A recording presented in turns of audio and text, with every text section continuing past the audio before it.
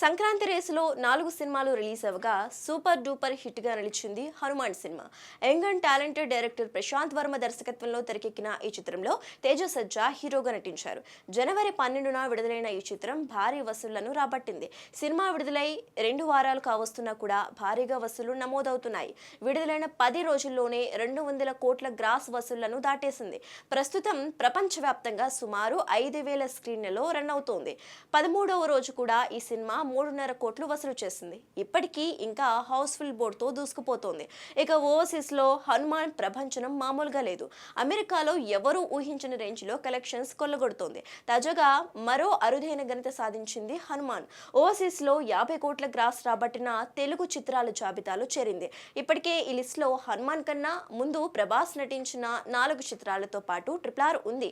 ఇప్పుడు ఈ సినిమాల సరసన హనుమాన్ చోటు సంపాదించుకుని సెన్సేషన్ క్రియేట్ చేసింది. మొత్తంగా మేకర్స్ కు భారీ లాభాలు తెచ్చిపెట్టింది హనుమాన్. లాంగ్ రన్ లో హనుమాన్ లాభాలు మరింత పెరిగేలా ఉన్నాయి. ఇదిలా ఉంటే హనుమాన్ సక్సెస్ జోష్ లో సీక్వెల్ వర్క్ స్టార్ట్ చేశాడు ప్రశాంత్ వర్మ. 2025లో జై హనుమాన్ రిలీజ్ కానుంది. ఈ సీక్వెల్ లో శ్రీరాముడిగా రామ్ చరణ్, హనుమంతుడిగా రానా నటిస్తున్నట్లు సమాచారం.